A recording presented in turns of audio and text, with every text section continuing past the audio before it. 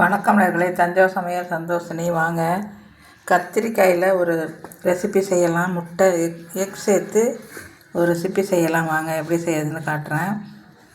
கத்திரிக்காய் எடுத்துருக்கேங்க. இப்போ இந்த கத்திரிக்காயில் நம்ம இந்த ரவுண்டாக அந்த உள்ளே இருக்கிறத அப்படியே எடுத்துடலாங்க.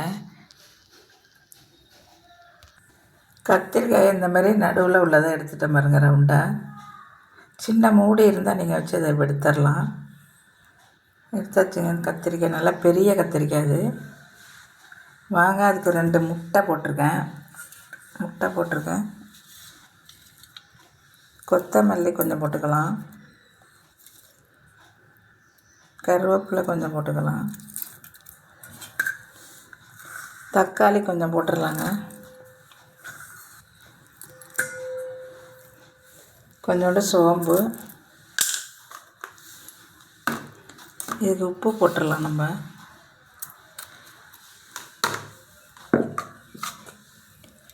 மஞ்சள்தூள் போட்டுடலாங்க.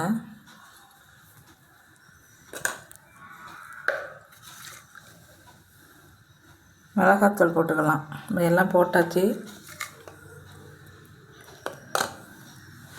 இப்போ நம்ம இதை டிஸ்க்கு வச்சு நல்லா கலக்கணுங்க.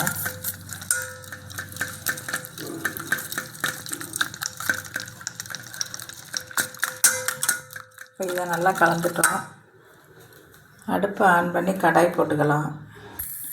இப்போ கடாய் போட்டு ஆயில் ஊற்றிருக்காங்க. இப்போ நம்ம ஒவ்வொரு இதையும் இப்படி போட்டுக்கலாம். வச்சிடலாம். இதில் எடுத்து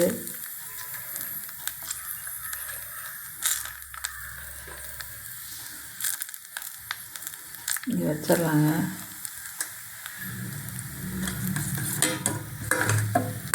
சூப்பராக இருக்குங்க. டேஸ்டியாக இருக்கும். நல்லா பார்க்குறதுக்கு கலர்ஃபுல்லாக இருக்கும். இப்போ நம்ம இதில் ஊற்றிடலாம்.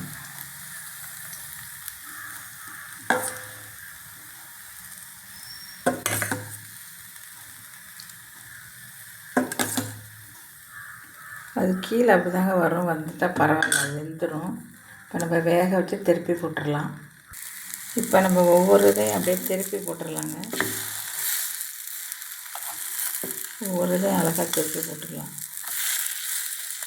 சூப்பராக இருக்குங்க.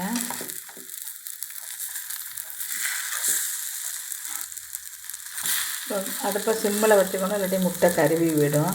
சைடில் இருக்கிறத கூட நம்ம இதில் எடுத்து இதில் இப்படி போட்டுடலாம்.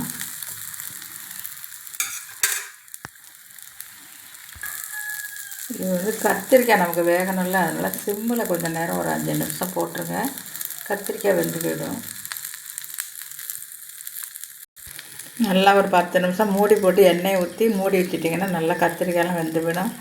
சூப்பரான ரெசிப்பிங்க. இதில் கோதுமையை கொத்தமல்லியை போட்டுடலாம். கொத்தமல்லி கொஞ்சம் போட்டுக்கலாம். சூப்பராக இருக்குங்க. இந்த வீடியோ பிடிச்சிருந்தால் லைக் பண்ணுங்கள், ஷேர் பண்ணுங்கள், சப்ஸ்கிரைப் பண்ணுங்கள். வாழ்க வளமுடன்.